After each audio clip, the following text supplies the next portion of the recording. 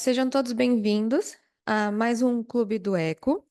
Hoje nós vamos falar sobre os defeitos e as comunicações do septo interatrial. Meu nome é Bárbara Guimarães Avelar, sou fellow em Ecocardiografia Pediátrica Básica da CardioPed Brasil e essa apresentação faz parte do programa de Fellowship em Ecocardiografia Pediátrica da CardioPed Brasil, Centro do Coração da Criança. O nosso livro base é o Talgueva, da terceira edição. Além disso, eu usei algumas informações do guideline da ASE para complementação de informação e literatura. Como foi abordado na aula do Clube do Livro, o septo interatrial ele é uma estrutura que é formada por mais de uma porção embriológica e ela pode possuir diversos tipos de defeitos ou comunicações, sendo que nem todos essas comunicações a gente realmente fala que é um defeito de fato. Hoje nós vamos falar sobre a análise ecocardiográfica do septo interatrial e como vamos avaliar o paciente com suspeita de algum tipo de comunicação ou falha. Podemos ter uma pincelada? Podemos ter, então, diversos tipos de defeitos entre os átrios direito e esquerdo, por exemplo, comunicações do tipo ostium primum, ostium secundum, o forame oval pérvio, o defeito tipo seio coronário, tipo seio venoso são as mais comuns e depende muito da formação e das estruturas adjacentes à comunicação entre os átrios. O septo atrial, ele é visibilizado a partir de múltiplas janelas acústicas, incluindo a- o Talgueva, ele fala muito subxifoide. Subxifoide é o nosso subcostal. O apical quatro câmaras, o paresternal esquerdo e direito alto, e as imagens bidimensionais e tridimensionais, assim como o Doppler e o Doppler colorido, o espectral, eles são usados em conjunto para avaliação abrangente da fossa oval, do seio venoso, do seio coronário e do septo como um todo. Se um defeito ele for visto em uma janela acústica, a gente tem que confirmar a sua presença em outras janelas também. E também a ecocardiografia transesofágica, ela é frequentemente usada durante o fechamento cirúrgico e transcatéter das comunicações, como também procedimento diagnóstico quando o paciente ele tem uma janela transtorácica subótima ou o diagnóstico ele é inconclusivo. A própria literatura também fala de ressonância magnética, que pode ser considerado como uma alternativa não invasiva. Também tem a ecocardiografia com contraste, ou então com microbolhas, que é uma técnica útil em outros pacientes, também nesses que têm a janela subótima, ou para a gente avaliar tipos de comunicação como o seio venoso, ou do tipo veia cava esquerda, do tipo seio coronário também, como a síndrome de Hag-Rib. Aqui nessas duas imagens, na imagem à esquerda, temos uma avaliação ecocardiográfica 2D e com Doppler, colorido, no plano subxifoide, subcostal, em um eixo longo, que é a parte de cima da imagem. Só um instante. Aqui, nessas duas primeiras imagens, ele fala como um eixo longo do subxifoide, que mostra a aparência típica de um defeito do seio venoso, do tipo atrial direito, que é onde tem esse asterisco. E a imagem de baixo é um subxifoide de eixo curto, que demonstra uma fossa oval intacta e um septo primo, que é onde está a seta, também nesse mesmo paciente. Notem aqui que ele fala como subxifoide eixo longo, eixo curto, que é o que a gente fala do subcostal, de virar o índex em diferentes horários, né, em diferentes planos. Aqui, então, o nosso índex é o comumente às 3 horas, e aqui é quando a gente coloca ele ao meio-dia, que é o que ele fala de eixo curto e o eixo longo. Esse o eixo longo também a gente chama muito do eixo das cavas, que você consegue abrir a veia cava esquerda e desculpa, a veia cava superior e a veia cava inferior. Já na imagem da direita, temos uma vista ecocardiográfica, que a seta aponta a banda límbica, como a literatura chama, que é o septo secundum, e a cabeça de seta só aponta o septo primo. Aqui é o que a gente mais comumente conhece como o eixo das cavas. Esse vídeo, então, é um vídeo do nosso serviço, mostrando uma comunicação no septo interatrial aqui. Notem que temos a porção superior e inferior, então, comumente chamada de uma comunicação do tipo óstium secundum. Aqui é o eixo das cavas que a gente fala, que é esse subxifoide longo, também mostrando os tipos de comunicação. Aqui é uma vista do apical quatro câmaras, a gente vai falar sobre ele um pouco mais à frente. Ele não é o mais adequado para falarmos sobre comunicações no septo interatrial, mas nele também podemos avaliar a presença ou não e outros parâmetros para dizermos se essa comunicação tem repercussão ou não no paciente, que vamos comentar mais à frente. É importante também definirmos alguns pontos-chave do diagnóstico quando a gente fala da abordagem cirúrgica. O eco, ele é o exame base para guiar o cirurgião e o hemodinamicista para fechamento das comunicações e dos defeitos do septo interatrial. E quando a gente fala, então, da avaliação pré-cirúrgica, o que a gente deve pontuar? O tamanho, a localização, o número de defeitos por imagem, tanto 2D quanto no Doppler colorido, a medição do diâmetro dos defeitos em todas as janelas que pudermos avaliar, a medição das bordas septais e do comprimento total do septo atrial, a borda superior e inferior no subcostal e no esternal direito, as vistas bicavais, as bordas anterior, que é a retroaórtica, e a posterior, que a gente vai comentar cada uma um pouquinho mais para frente. O comprimento total também no subxifoide e no eixo curto. E o fluxo por essa comunicação em todas as janelas que for possível. Ah, em visualizações com um ângulo que a gente diz como aceitável ou não, a gente pode até mesmo medir a pressão transeptal e a velocidade com que o fluxo atravessa o septo se ela for alta.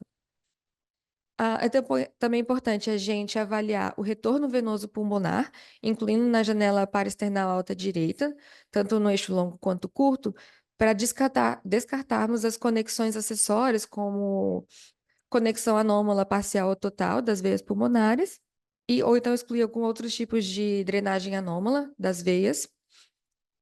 E estimar também a pressão ventricular direita, por exemplo, na regurgitação tricúspide, por isso que o apical quatro câmaras é importante, e a velocidade do jato da regurgitação pulmonar e avaliarmos a pressão sistólica do ventrículo direito, para a gente então ter uma noção, uma avaliação da repercussão desse paciente. Avaliar o tamanho e a função do ventrículo direito, com particular atenção à dilatação e à sobrecarga de volume nessa câmara. Quando a gente fala na avaliação pós-cirúrgica, o que a gente deve prestar atenção? A imagem do septo atrial em múltiplos planos também é importante para avaliarmos a posição do PET, descartar qualquer tipo de comunicação residual, usando o Doppler colorido, também em várias janelas. A gente tem que avaliar tanto o PET quanto o dispositivo por fechamento hemodinâmico. Se as bordas desse retalho, desse dispositivo, se ele está em comunicação com outras estruturas do paciente, se esse contato com as estruturas não está gerando nenhum tipo de erosão, nenhum tipo de repercussão, então a gente tem que excluir o impacto nas estruturas vizinhas, principalmente veias sistêmicas, veias pulmonares e das válvulas atrioventriculares e da raiz da aorta, descartar trombos intracardíacos e vegetações.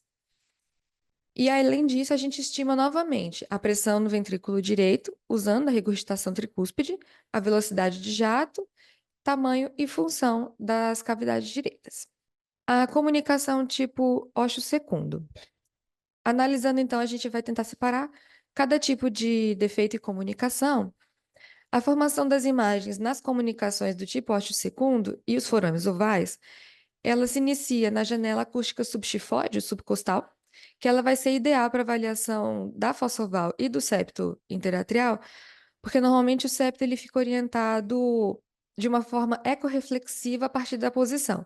Então, o jeito que o feixe atravessa o septo, ele me gera menos artefato de imagem. Então, isso vai minimizar a probabilidade de falsa diminuição dos sinais acústicos e diminui o nosso erro de ver ou não, de ver, na verdade, um defeito, uma comunicação onde ela não existe.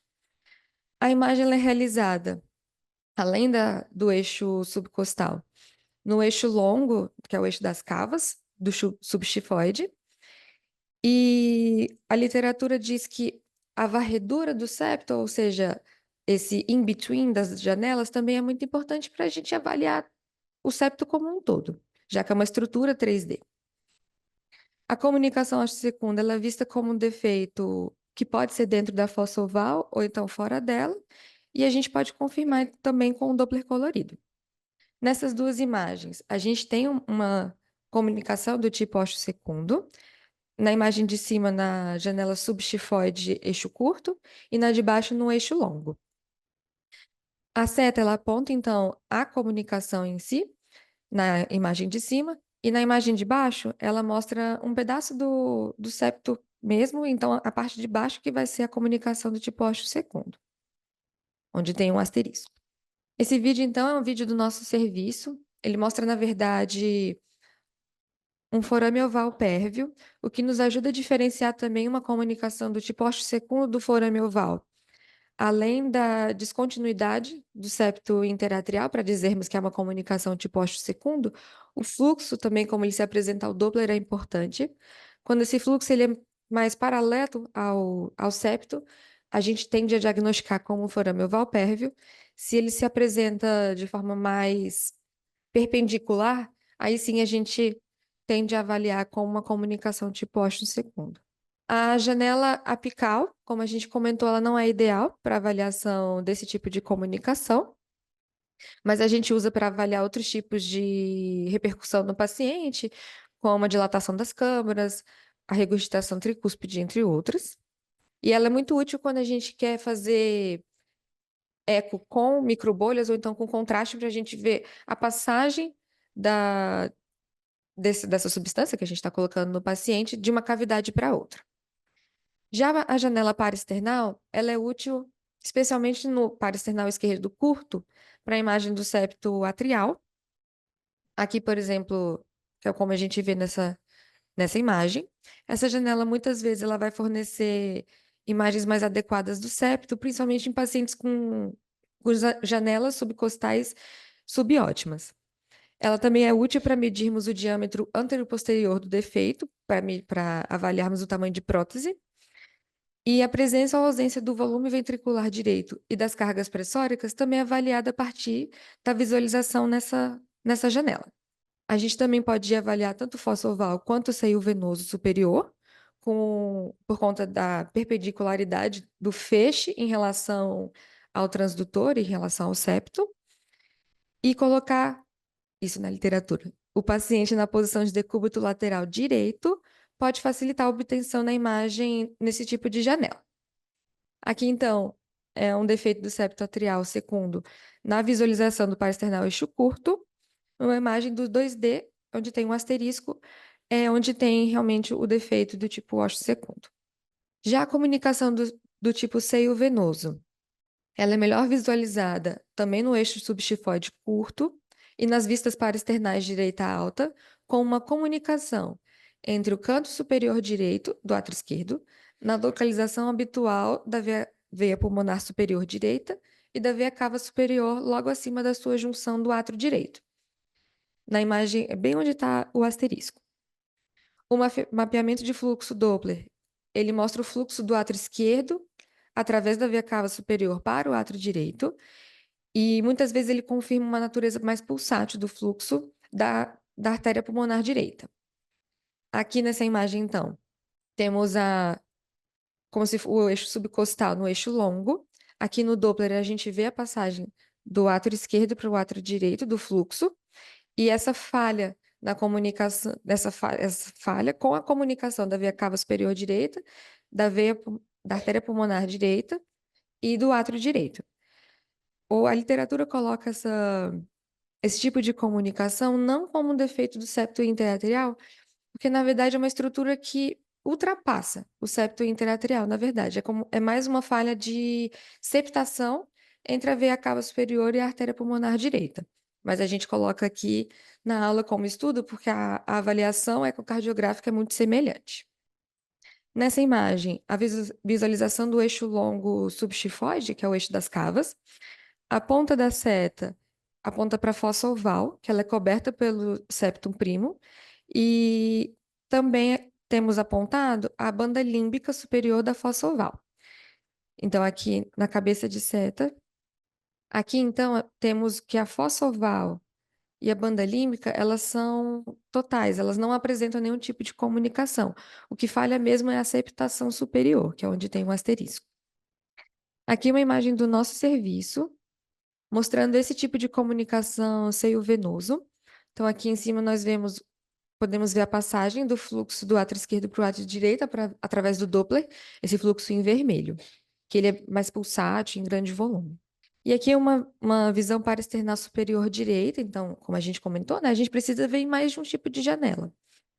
Aqui temos o átrio direito, o átrio esquerdo, a veia cava superior e a artéria pulmonar direita, e aqui onde está o asterisco, então, a falha dessa comunicação na visão para externar superior direita. Em relação à comunicação tipo seio coronário, o diagnóstico desse tipo de comunicação, ele é frequentemente suspeitado pela primeira vez num paciente com fisiologia de comunicações ou defeitos do septo interatrial, e o ósseo do seio coronário ele se apresenta dilatado. Esse ósseo dilatado, ele é visto como uma comunicação interatrial inferior. Então, aqui nessa imagem, se não tivéssemos o Doppler, seria visto então nessa parte inferior do septo interatrial, logo acima e ligeiramente anterior à junção da veia cava inferior com o átrio direito. Esse tipo de defeito ele é muito confundido como uma comunicação tipo Ostium primo, mas tem algumas características que a gente consegue diferenciar. A válvula mitral, a válvula mitral anterior, ela é intacta e a ausência de outras características do defeito, o antigo defeito do canal atrioventricular, nos faz suspeitar mais como seio coronário do que como comunicação tipo Ostium primo. Aqui, então, nessa imagem, a gente vê o fluxo indo do átrio esquerdo para o átrio direito, nessa porção mais inferior, mas as outras características que a gente comentou, então, uma válvula mitral anterior preservada e a ausência de outros tipos de características do defeito septo atrioventricular, nos faz pensar mais em comunicação tipo seio coronário. Também no paraesternal esquerdo longo, a gente vê o seio coronário bem dilatado, o que reforça o nosso diagnóstico. Em relação ao transesofágico, a modalidade do transesofágico é utilizada quando o paciente ele tem uma janela acústica subótima transtorácica e a necessidade de uma melhor avaliação e definição diagnóstica. Também no fechamento percutâneo e também durante o fechamento cirúrgico. Quando a gente fala sobre o fechamento percutâneo das comunicações, temos algumas características que precisam todas estar presentes para aí sim a gente avaliar o paciente como apto ao fechamento percutâneo. A comunicação tem que ser ósseo secundo e ela precisa ter menos de 30 milímetros de diâmetro. Todas as bordas da comunicação, exceto a antero superior, ou seja, a que se comunica com a válvula aórtica, precisam ter pelo menos 5 milímetros. A drenagem venosa pulmonar, ela deve ser normal. A ausência de trombo intracardíaco, de hipertensão pulmonar e outras lesões com indicação cirúrgica. E então a gente não deve indicar quando é uma comunicação interatrial do tipo seio venoso, quando ela é óstium primo ou seio coronário, em lactentes com grandes defeitos e na presença de insuficiência cardíaca. Aqui, então, é um desenho esquemático com uma imagem ecocardiográfica para a gente conseguir visualizar melhor as bordas para definirmos, então, se esse paciente é apto ao fechamento percutâneo. Aqui, cada cor define a borda. Então, essa primeira imagem mostra a borda superior, que ela se comunica com a veia cava superior, que é essa borda em rosinha. A posterior inferior, que se comunica com a veia cava inferior. A anterior inferior, que conversa com a válvula mitral. A posterior, com a parede posterior do átrio. A anterior superior, que aí sim é que se conversa com a válvula aórtica, essa que não precisa ter o tamanho mínimo de 5 milímetros. E tendo todas essas bordas, então, aptas ao fechamento percutâneo, aí sim o paciente pode tentar essa modalidade ao invés do fechamento cirúrgico. Aqui algumas imagens da literatura do fechamento transesofágico. Aqui, então, as pontas das setas, elas mostram, nessa primeira imagem, as bordas, na verdade, o fim de cada borda, entre o átrio esquerdo e o átrio direito. Aqui a gente tem o fluxo, então, indo do átrio esquerdo para o átrio direito. E na última imagem, o implante já bem acoplado no septo interatrial, que a gente vê um pouco de fluxo intra-implante, dentro da própria prótese, mas não tem mais o fluxo entre os átrios. Aqui um outro exemplo de sequência de imagens do fechamento percutâneo. Aqui, então, o átrio esquerdo e o átrio direito. Percebam a grande dilatação do átrio direito, como comentado no Clube do Livro, né? A sobrecarga principal são das câmaras direitas. A seta, então, mostra a comunicação entre os átrios, tanto numa primeira visão, quanto aqui, mostrando que nesse paciente, é um defeito subaórtico. Aqui, então, mostrando o fluxo entre as cavidades. Nessa imagem, eles colocaram um balão para dimensionamento do tamanho da comunicação entre o átrio esquerdo e o átrio direito. E aqui já a orientação com a prótese bem acoplada. Aqui percebo, então, as faces da prótese, aqui do átrio direito e do átrio esquerdo. E aqui também a gente vê que tem um pouco de fluxo dentro dela, mas não tem mais o extravasamento de um átrio para o outro. O transesofágico intracirúrgico ou intraoperatório, ele é considerado útil durante o reparo de defeitos do seio venoso, anomalias do septo do seio coronário, nos intraatriais e nas comunicações interatriais complexas, e no uso de abordagem com acesso mínimo e na comunicação Oxum primo, já que ela conversa mais com as válvulas atrioventriculares. A abordagem transesofágica, ela é geralmente preferida porque ela não vai interferir no campo cirúrgico, ela proporciona um campo de visão amplo e muitas vezes produz uma qualidade de imagem superior quando a gente compara com o epicárdico. A miniaturização das sondas multiplanares permitiu imagens transesofágicas na maioria dos bebês com peso mínimo de 3 quilos, de acordo com a literatura. E a imagem epicárdica ela deve ser considerada com pacientes que o transesofágico ele é contraindicado ou considerado perigoso, como a gente sabe na descontinuidade do esôfago ou qualquer outro tipo de contraindicação no transesofágico. E também em circunstâncias onde o 3D em tempo real ele é mais desejável. Os objetivos do exame pré-circulação extracorpórea, eles incluem a confirmação do diagnóstico pré-operatório e o refinamento do planejamento cirúrgico. E após a circulação extracorpórea, os exames de imagem, eles são para avaliar a integridade do reparo, para excluir lesões residuais e avaliação funcional. Como é que o ventrículo se comporta depois de ter fechado essa comunicação, a regurgitação das válvulas, etc. Um estudo com contraste salino também pode ser agitado, que é o que a gente chama de microbolhas, através de uma cânula venosa numa extremidade inferior, pode ajudar a excluir o posicionamento inadvertido de um reparo ou de um PET septal atrial. E a gente consegue avaliar bem, então, dessa forma, a veia cava inferior e outros tipos de drenagem anômala que às vezes não foram vistas no transesofágico. Em relação ao eco 3D, tridimensional, a imagem tridimensional ela fornece visualizações faciais dos defeitos nas perspectivas tanto do átrio direito quanto do átrio esquerdo.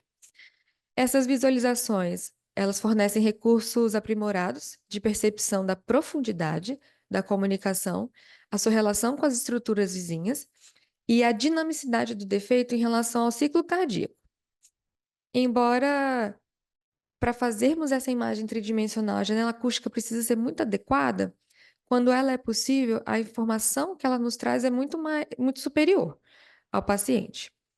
Também a gente deve considerar naqueles que comportam um transesofágico tridimensional, para aí sim termos a real dimensão da comunicação e do seu efeito no ciclo cardíaco. Aqui nessas duas imagens, na imagem da esquerda, é um paciente normal, sem nenhum tipo de comunicação entre os átrios, e os asteriscos, eles mostram onde seria a fossa oval. Já na imagem da direita, aí sim, a gente tem uma grande comunicação tipo Ostium secundo. Ah, 3D não rodou. Aqui nesse vídeo, então, a gente vê a comunicação interatrial pelos dois átrios. Na imagem superior direita, ela mostrada paradinha no átrio direito, e na imagem da esquerda parada também, superior, é ela na visualização pelo átrio, ou desculpa, átrio direito e átrio esquerdo. Então, o Eco 3D, a gente consegue ver essa dinamicidade do defeito e na visualização pelos dois átrios. Em relação ao acompanhamento, a vigilância ecocardiográfica contínua ela é importante após o tratamento tanto transcatéter quanto cirúrgico de todas as formas de comunicações interatriais. Embora os shunts transeptais residuais eles sejam comumente vistos nos transesofágicos logo imediatamente após o reparo cirúrgico ou reparo hemodinâmico, a frequência dessa comunicação residual ela reduz de uma forma substancial e no paciente acompanhado a longo tempo se reduz até 2% no máximo.